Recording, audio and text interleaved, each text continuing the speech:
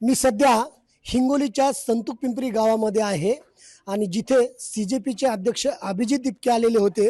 ती संतूक-पिंपरीची ही जिल्हा परिषदेची शाळा आहे।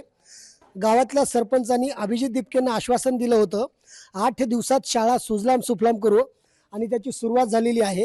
हे तेच चिमुकले आहेत ज्याच्यासोबत अभिजित दिपके यांनी संवाद साधला होता। उभं राहा बेटा। कोण आले होते तुमच्या शाळेमध्ये?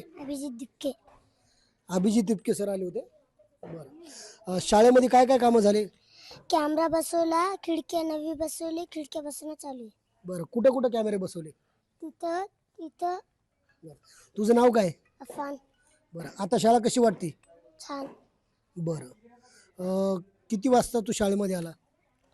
9। ABCD येते हो। म्हणून दाखव बरं।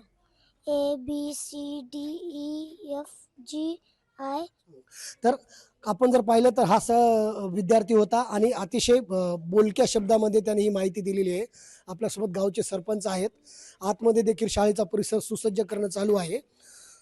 सरपंच साहेब, कधीपासून काम सुरू झालंय?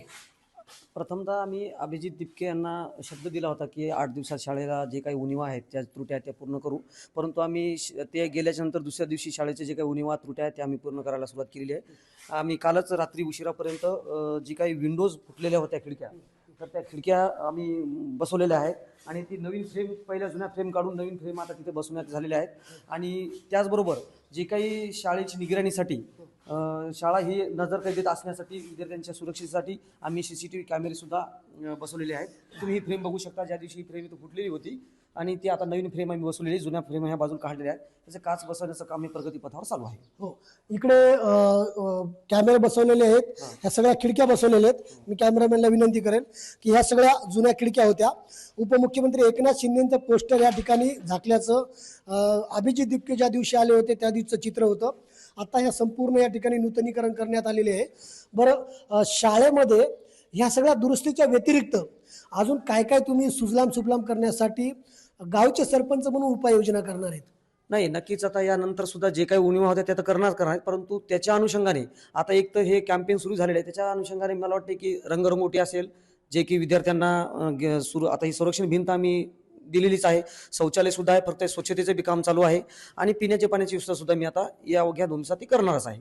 आणि याच्यानंतर बोलकी शाळा ज्याला म्हणतो आपण, बोलकी शाळा असेल बा अंगणवाडी असेल, अशा पद्धतीने कशी करता येईल याच्याकडे आमचं जास्त प्रमाणात भर राहणार आहे। शिक्षण समितीचे अध्यक्ष किंवा आम्ही सरपंच या दोन्हीच्या वतीने आम्ही ते करणारच आहोत। कशा पद्धतीने काम सुरू झाले शाळेत? चांगलं झालं सर। बरं, खिडक्या दुरुस्त झाल्यात, CCTV कॅमेरे। अजून तुम्ही शालेय शिक्षण समितीचे अध्यक्ष म्हणून शाळेसाठी काय करणार लोकसहभागातून?